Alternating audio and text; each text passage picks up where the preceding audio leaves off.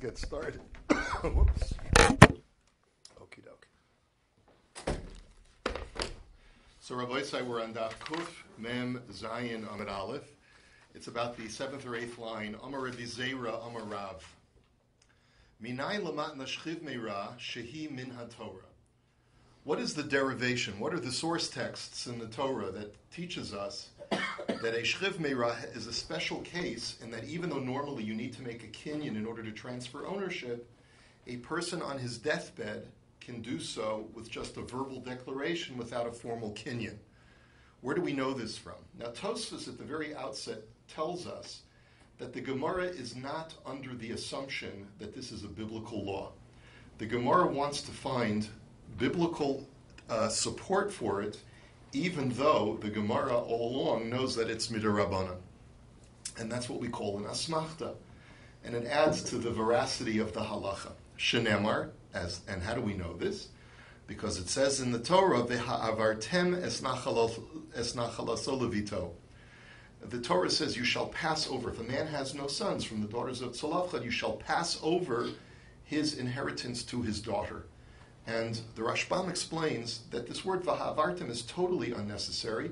You don't even need a verb in that pasuk. The Torah should say, if a man has no sons, inheritance is the daughter's. You can completely dispense with a verb. You don't say pass over the inheritance to his daughters. So why do we have that extra word v'ha'avartem? Yesh lecha ha'avara acheres shehi kazu ve'ezu zu matna shchiv meira.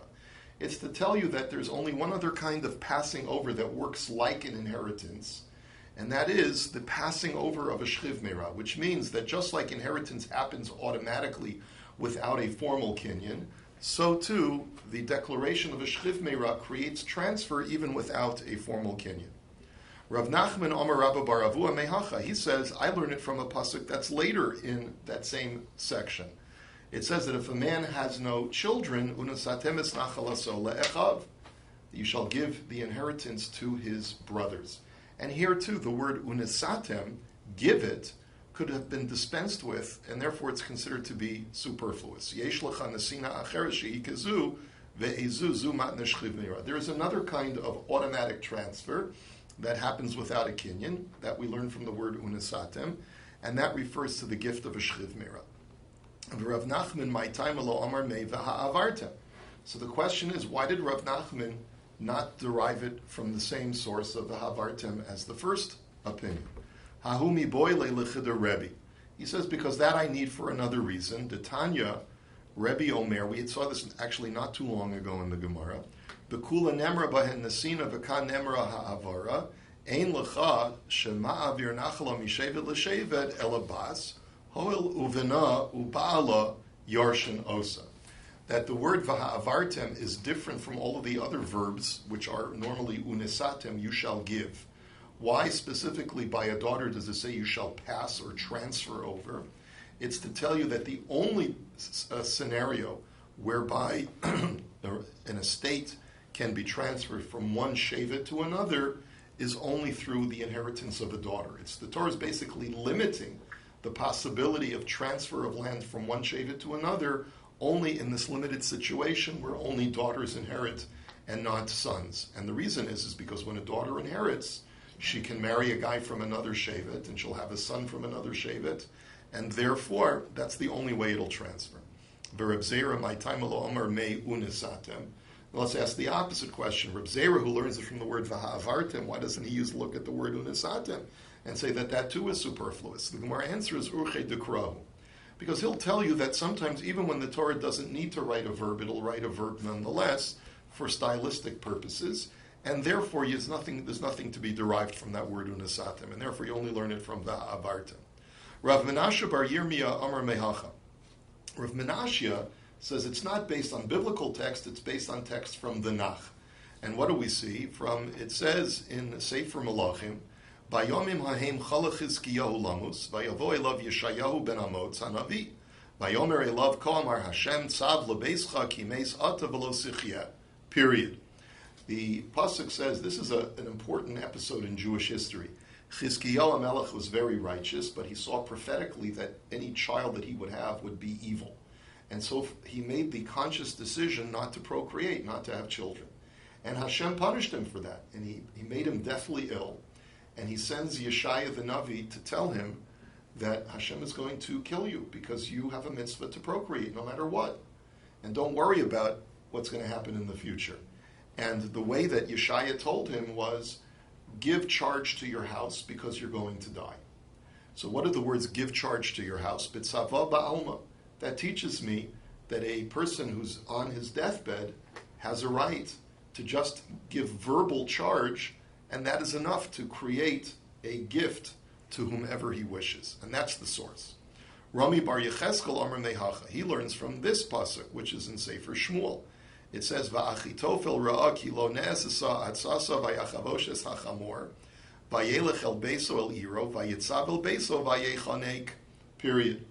It says by Achitophel, who was the chief advisor to Avshalom, when Avshalom's rebellion failed, so then he realized that he had made this terrible mistake.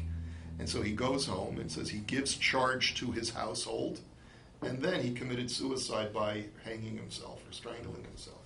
So, and here too the Gemara says, B'tzava ba'alma. So you see, right before he died, he gave charge verbally, and that was enough to create the transfer. Tanu Rabbana, Shlosha Dvarim Tziva Achitophel is Banav. There were three things that before he died, Achitophel gave charge to his household. Number one, he said, Al tihiyu b'machlokes. He says, don't get involved with machlokes. And basically he learned his lesson the hard way.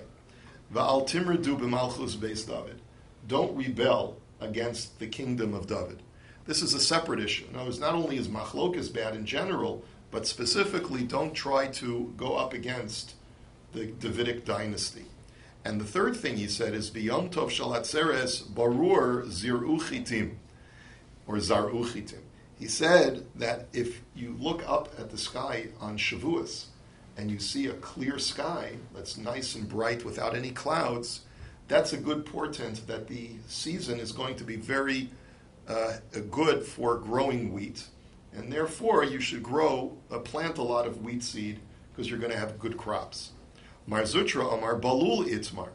Mar Zutra says just the opposite. If it's a cloudy day on Shavuos, that's a good sign. And at face value, they're like mutually exclusive. If it's a clear day, so then there's no clouds in the sky. If it's a cloudy day, then it's not clear. So how do you reconcile? One says Barur, one says Balul. How do you reconcile it? So Amri Nahardoi Mishmei de Rabbi Yaakov, Lo Barur Barur Mamash, Velo Balul Balul Mamash, Ela Afilu Balul Veruch Tzifonis Minav Shvaso, Zehu Barur. It doesn't really mean clear sky, and it doesn't literally mean cloudy sky. It's what we call mixed clouds, right? Which means partly sunny, partly cloudy. And as long as there's some clouds in the sky and a northern gust is blowing the clouds in a southerly direction, so then that's a sign that it's going to be a great year for growing crops. It'll be a great summer. It's not going to be too hot, right? When I was growing up as a kid, my mother always used to say, if it rains on Shavuos, it's going to rain for the next 40 days. Is that right? I don't know where she got that from, but we're going to see something else that's similar to that, but not related to Shavuos. Yeah. Raining every day here. Amar lei, maybe that's the Canadian Masorah. Amar lei Rabbi Abel Rav Ashi, Anon ad Rav Yitzchak bar Avdin mi masninon lai. So he basically says we don't rely on any simanim that were just mentioned about Shavuos. We rely on something that Rav Yitzchak bar Avdimi said. The Amar Rav Yitzchak bar Avdimi motzoi yom tov ha'acharon shel chag hakol sofen la'ashan ha'ma'aracha. He says, on Motzoi Yom Tov, Motzoi like Shmini Atzeres, people look at the cloud pillar, the smoke pillar, I should say, that's ascending from the Mizbeach, and look at which direction it's leaning, okay? And that'll tell you where the wind is blowing, and then you'll be able to have a siman. Nata klape tzafon anim smechem ubali batim atzevim. If the smoke is leaning towards the north, so then that's a sign that wind is coming from the south. Southerly wind is generally known as hot wind, and it's not generally considered to be healthy for the crops. Why? Because it's going to create Mipnei shegish meshana merubin uperos markivin. It's a sign that there's going to be an abundance of rain, an excess of rain, and it's also going to be a sign of great humidity, so that what's going to end up happening with the crops of the coming year is that there'll be a bumper crop. There'll be a lot of crops growing, but the farmers will not be able to store it properly in their silos in order to distribute it in piecemeal fashion in order to be able to keep the prices up. So they're going to have to unload it quickly. That means there'll be a glut on wheat. The prices will go down. The poor people will be very happy because the prices will be very cheap. The farmers will be unhappy because they're not going to make much profit that year. No matter how much wheat they grow, they're going to have to get rid of it because otherwise it'll rot in the silos. Nata klape darom aniyam atzevim ubale batim smechim. If the cloud pillar is leaning towards the south, that means you've got northern wind coming. And northern wind means less rain, which means there's not going to be as much of an abundance of rain. But they'll be able to store the grain for as long as they want. In other words, the air will be more arid. And so as a result, the farmers are happy because they can store away the grain and sell grain at a premium. And so the poor people are sad and the farmers are happy. Mipnei shegish meshana mu'aten uperos mishtamrin, right, as I just mentioned. Nata klape mizrach hakol smechin, klape marav hakol atzevim. If the pillar leans towards the east, which means it's a westerly wind blowing, so then everyone is happy. And the reason why everyone is happy, like the Rashbam says, is because Shemaravis Mamteres B'mida, he says there'll be a temperate amount of rain, just the right amount of rain, Uperos Einon Bioker, and produce will not be expensive, so that the farmers will be happy because they'll be able to store whatever surplus they have and it'll stay. And the poor people will be happy because the prices will be reasonable prices for wheat because there'll be so much wheat growing. And if, however, the cloud pillar is leaning towards the west, which means it's an easterly wind, then everyone's going to be sad. Why? He says, Shemizrachis mona'as mater, says the Rashbam. He says the eastern wind stops rain from falling. Umevia batsores, and it's going to bring a blight. V'yoker gadol, and therefore all wheat will be at a premium.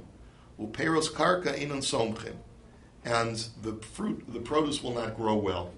So the farmers are going to be sad because a lot of the crop will be blighted. The poor will be sad because whatever is left will be very expensive. So both parties are going to be unhappy. So the Gemara now says, based on what you've just told me, westerly wind is good and easterly wind is bad. Let's raise a direct contradiction, or a mini. Mizrachis la'olam yafeh, ma'aravis la'olam kasha. It says in this brisa that an easterly wind is always good and a westerly wind is always bad. V'ruach tzafonis yafa lechitim b'shashe viu shlish v'kasha l'zeisim b'shashe yanitzu. A northerly wind is good for wheat provided the wheat has already grown a third of its growth, so that a strong cold gust of wind from the north actually is healthy for the wheat.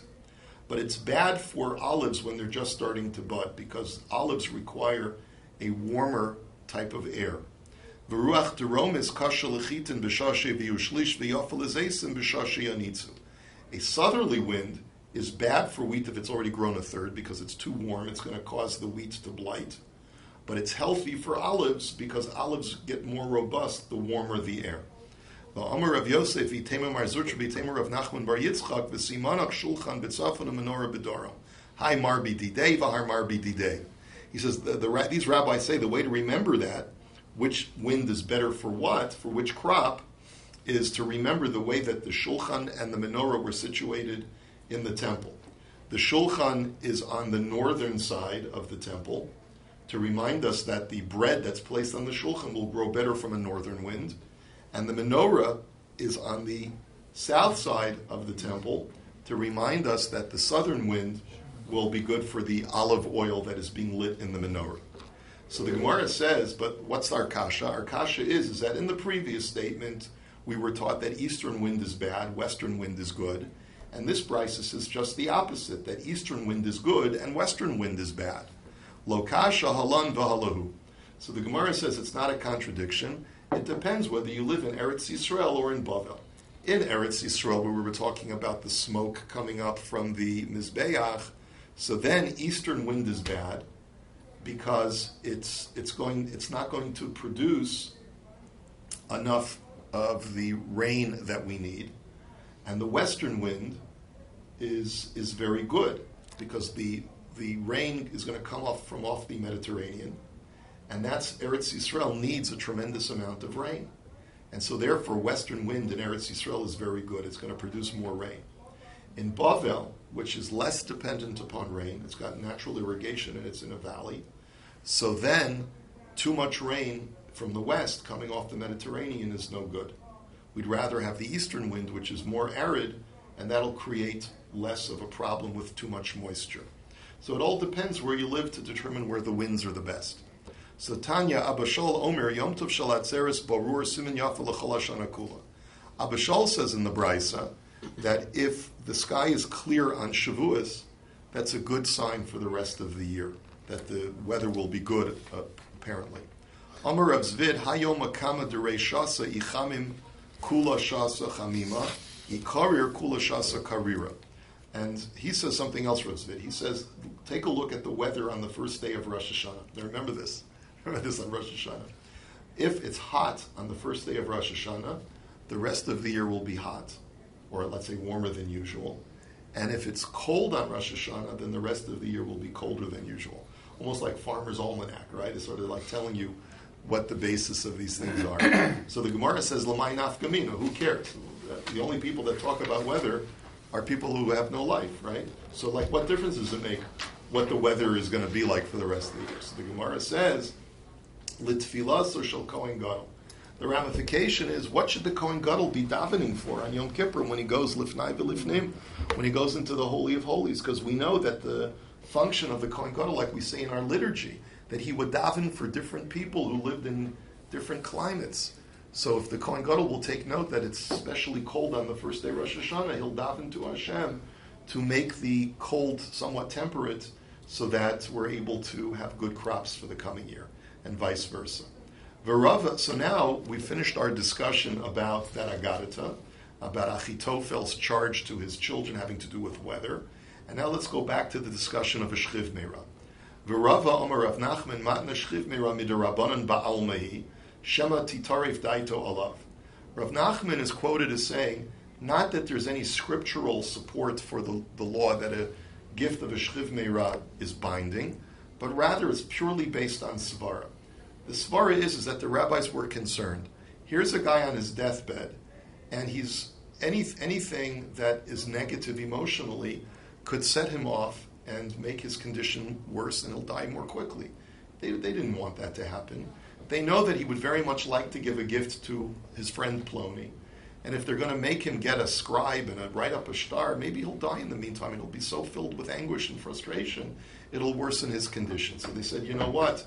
As an accommodation to prevent people from getting aggravated right before they die, we'll create a mechanism that is man-made. It's rabbinic-made that allows a transfer to happen through words, even though normally a kinyan is required. Okay, so the Gemara now says, Umi Omer Rav Nachman Hachi. Since when does Rav Nachman say that it's purely rabbinic? V'ha'omer Rav Nachman, Afal Gav da Omer Shmuel, Ha'mocher shtarchov l'chavera b'chazru machlo machol, v'afilu yorei shmocha. He says, Rav Nachman quoted Shmuel as saying as follows. We know the law that a person can sell a promissory note. If Reuven is a creditor and Shimon owes him money, Reuven can say, you know what, I'll sell the note to Levi for, let's say, 60 cents on the dollar, 70 cents on the dollar, and I'll let Levi go and collect the debt.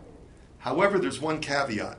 Reuven always has control of the note even after he sold it, to the point where if he wants to forgive the note, he can.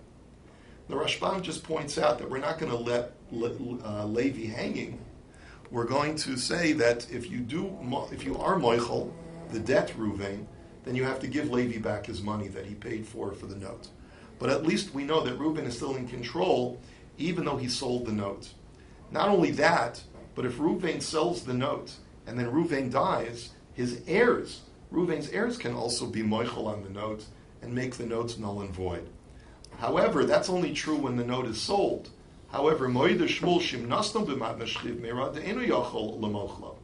But the gift of a shchiv meira, if Reuven on his deathbed as a creditor says to his friend Levi, I want you to collect the debt from Shimon, then that's legally binding. And not only that, but the heirs of Reuven can never be moichel that note. That's Levi's debt, and it's ironclad. So you see that it's even more powerful, the gift of a shchiv meira, than just selling someone a note. So the Gemara says, "Iyomart bishlam dioraisa mishimachi enu yachol limchol, ela iyomart derabanan iyamayinu yachol limchol." So if you're going to tell me that if it's a mechanism that works minat Torah, I can certainly understand why it's so powerful. But if it's purely rabbinic, how can you tell me that a rabbinic accommodation is even more powerful than selling a note outright? So the Gemara answers, "Eina shel Torah va'asauha kishel Torah." The Gemara answers, it's still rabbinic. There are times when the rabbis reinforce their rabbinic edict so much that it looks like it has the power of a biblical law. And again, it's all because of the emotional or psychological anguish that would come to a shchiv meira if he didn't have the opportunity to redirect his assets in the way that he wishes. Amar Rava, Amar Rav Nachman, shchiv meira sha'amar, yadr ploni babayezeh, yochal ploni peros dekel zelo omar klum, ad sheyomar tenu bayezeh leploni v'yadr bo, tenu dekel zeh leploni v'yochal perosav. Now this is a very important principle that the Gemara lays down, and it's basically suggesting as follows, that even though a shchiv meira's verbal command is as powerful as a kinyan, but it's not more powerful than a kinyan, so that anything that would not work when I make a kinyan will also not work if a shchiv meira makes a verbal charge in that format. That means that whatever would work for a kinyan will work for a shchiv meira, but he has to construct it in the way that you would construct a valid kinyan. So here are two examples. A guy says on his deathbed, I would like my friend Ploni to live in my house for a year. That's meaningless. If I go over to a guy and I said, here, make a kinyan that you're going to live in my house for a year. So what is he making a kinyan on? On tenancy? You can't make a kinyan on tenancy. You can make a kinyan on a house that you temporarily own the house for living in it for a year, but you'd have to make a kinyan in the house itself, not on some abstract tenancy. And so the same thing is true for a shchiv meira. He has to say, I am giving the house to Ploni for a year for him to live in it. But if he doesn't phrase it that way, he just says, I want Ploni to live in my house for a year, that's meaningless. Another example would be, let's say a person goes over to a guy and says, here, I'm giving you the rights to eat the fruit off of this tree for a year. Even if you make a kinyan, that's totally invalid, because he's got to make a kinyan in the tree, because eino demakna davar shelo bala olam. You can't acquire something that doesn't exist. The produce doesn't exist. So therefore, you have to make a kinyan in the tree, and you say, I'm giving you the tree for a year. So therefore, anything that grows from a tree that you're allowed to have. The kinyan has to be in the tree, not in the non-existent produce. And so therefore, if a shchiv meira wants to give his friend the tree's produce for a year, he has to say, I hereby am giving Ploni my tree for a year. He can't just say, I'm giving him the produce for the year. That's meaningless.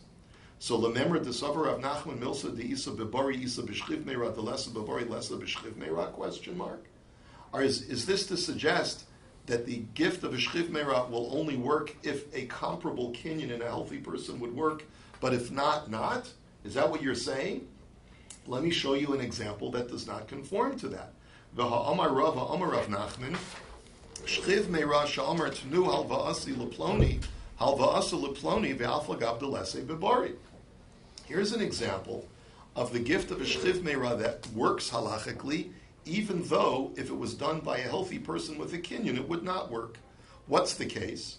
If Reuven decides that he wants Levi to receive a promissory note that Shimon owes him $100, he can't say. Can he say as a shchiv meira, Shimon, you now are becoming now? And by the way, this is a case where it's a milva al peh. It's an oral debt. It's not a debt that's written on paper. In that situation, if Reuven were to make a kinyan with Shimon and say, here, Shimon, you now become the new creditor on this oral, Levi, you become the new creditor on this oral debt, that doesn't work, even if they make a kinyan. And yet, for a shchiv meira, it does work.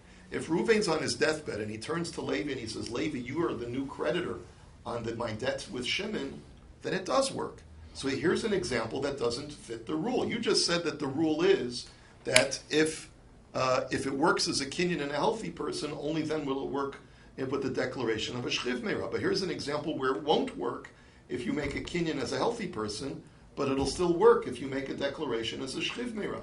So how do you reconcile it? So the Gemara now is going to offer us two answers. Answer number one is from Rav Papa. Rav Papa Amar Hol V'Yorish Yarsha. He says the answer is that a gift of a shchiv meira is like a Yerusha, meaning that you're creating a scenario where you're making this person who's a non-heir into an heir. So if it works for an heir, it'll work for a shchiv meira. So we're sort of modifying our answer. You're right, says the Gemara. Technically, a kinyan like this will not work for a healthy person. But since a shchiv meira is giving over his assets to his friends as heirs, whatever will work for an heir will work for a shchiv meira. Now, if a person is a creditor on an oral debt and he dies, his heirs immediately inherit that oral debt, and they become the new creditors even though there was no formal transfer made. And that's the reason why it works for a shchiv meira, even though a comparable kinyan for a healthy person will not work. So then the Gemara gives a second answer. Rav Acha berei de Rav Ika Amar, Halva'a isa bibari uchda Rav Huna Amar Rav, the Amar Rav Huna Amar Rav, Manali biyadcha taneu leploni b'mamach shloshtan kana. His answer is like this. Your premise that this doesn't work for a healthy person to transfer an oral debt is not correct. There is a scenario that I can create where a healthy person can transfer an oral debt to his friend. It just has to be done with all three parties present. It's called Maimon Shlushtan that we learned about previously. It's one of those things where the Gemara had said there's no rhyme or reason why it should work, but it does work because it's a rabbinic accommodation. What is the case? If Reuven is the creditor, Shimon is the debtor, and Levi is now the giftee, as long as the three people are together, Reuven can state, I hereby transfer my rights of collection over to Levi, and now Levi becomes the new creditor. So the Gemara basically says, you see that under certain conditions, Reuven can transfer an oral debt over to someone else just by making that verbal declaration. Even though you haven't satisfied the conditions because Shimon is not present, but since you do have a semblance of that with a healthy person, will allow it to happen for a shchiv meira as well. And basically, the Gemara is essentially saying, you're right.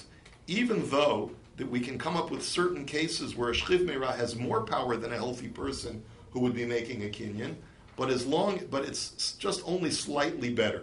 Either because of Rav Papa's answer, because a shchiv meira has the status of an heir, or because you can find the semblance of that same kind of transfer by a healthy person, but under slightly different restrictions and conditions. But the bottom line is that if there's no way to find that scenario by a healthy person, like telling a person, abstract tendency now belongs to you, it's not going to work for a shchiv meira as well. And this is where we'll hold it for today. Have a wonderful day.